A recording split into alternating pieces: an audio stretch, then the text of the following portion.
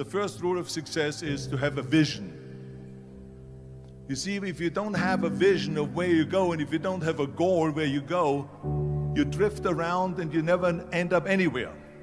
It's like you can have the best ship in the world, you can have the best airplane in the world. If the pilot or the captain doesn't know where to go, it would just drift around. It would not end up anywhere, or most likely in the wrong place. So I was very fortunate that I stumbled onto my vision. I mean, as you know, I was born in 1947 in Austria after the Second World War. And I didn't really like Austria when I grew up. I couldn't wait to get out of there. I couldn't see myself becoming a farmer or a worker in a factory or anything like that. Even though my parents wanted me to stay there and have a normal life. My father wanted me to become a police officer like he was. My mother wanted me just to stay there and marry a girl with the name of Heidi, hopefully, and have a bunch of kids and run around like the Van Trapp family in The Sound of Music. But that was their vision, not mine. My vision was totally different. I felt that I was born for something special, for something unique, for something big.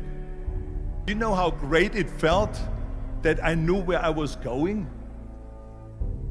Imagine the majority of people don't know where they're going. When you have a goal, when you have a vision, everything becomes easy.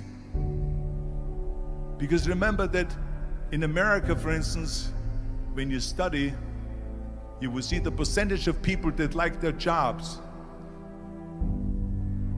74% hate their job in America. Now, there is not much different when you come to Europe.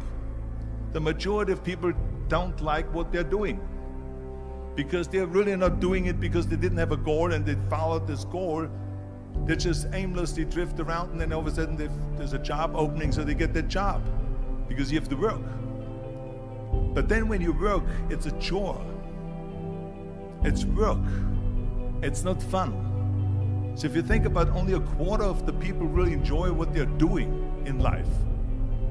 That is unbelievable if you think about it. So I felt so blessed that I knew what I was doing. It's like a medical student that studies and knows he wants to become a doctor. You know where to go. So I knew where to go. So people always ask me, when they saw me in the gym in the pumping iron days, they say, why is it that you're working out so hard? 5 hours a day, 6 hours a day, and you have always a smile on your face. The others are working out just as hard as you do, and they look sour in the face. Why is that? And I told people all the time, I said, because to me, I'm shooting for a goal. In front of me is the Mr. Universe title. So every rep that I do gets me closer to accomplishing that goal, to make this goal, this vision, turn into reality. Every single set that I do, every repetition, every weight that I lift will get me a step closer to turn this goal into reality. So I couldn't wait to do another 500-pound squat. I couldn't wait to do another 500-pound bench press. I couldn't wait to do another 2,000 reps of sit-ups. I couldn't wait for the next exercise, for the next half hour of posing and all the kind of things that you have to do to be a champion. And with the age of 20, I went to London and I won the Mr. Universe contest as the youngest Mr. Universe ever. And it was because I had a goal. So let me tell you something, visualizing your goal and going after it makes it fun. You got to have a purpose no matter what you do in life. You got to have a purpose. So that's rule number one, have a vision. Rule number two is, don't listen to the naysayers. Don't listen to the naysayers.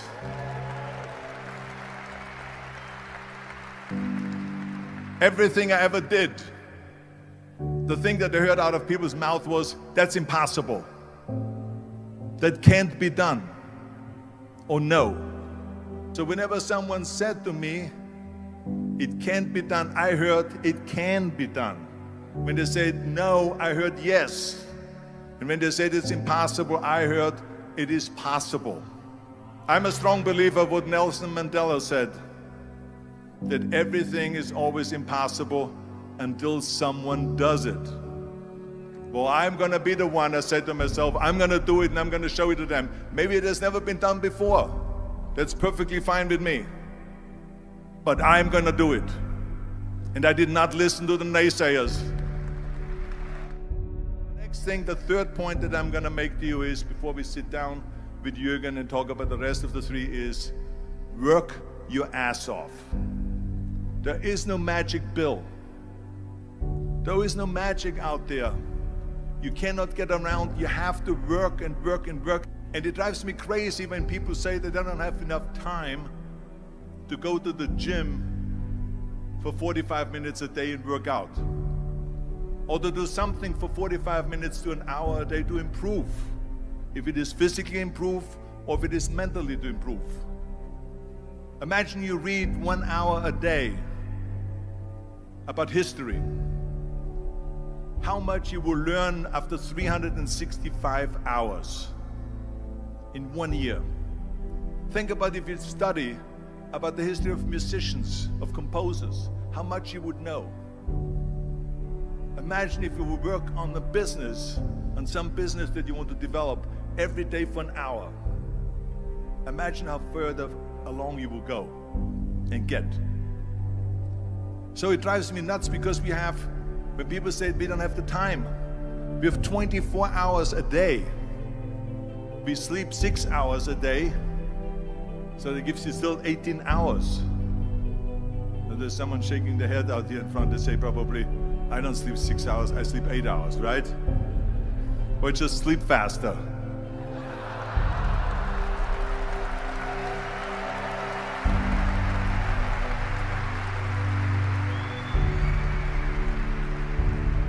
So we have 18 hours a day.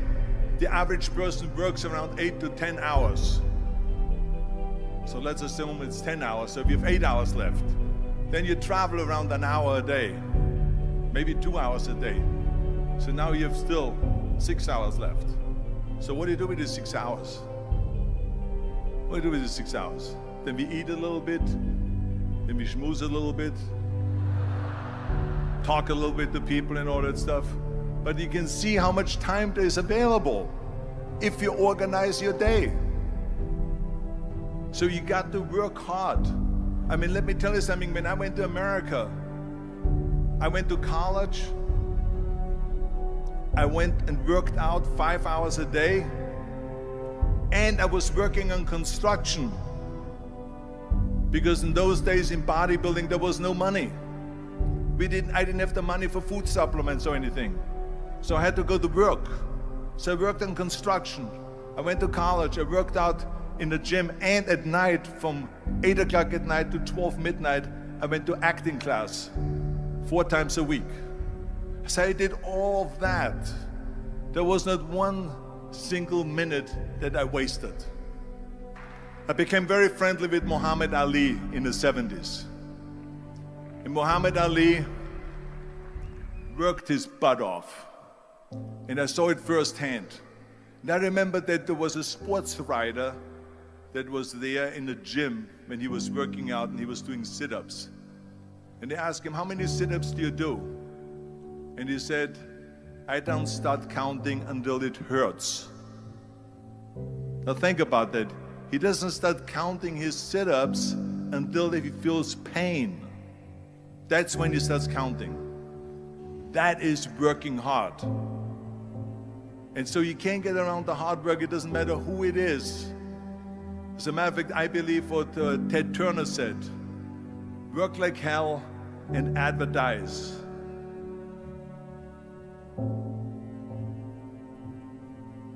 You get it?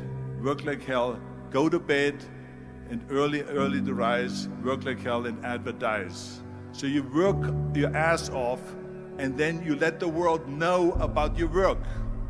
That's what it is all about. Let people know. If you have a company, if you have a movie, if you do sports, work your ass off, but then advertise and let everyone know.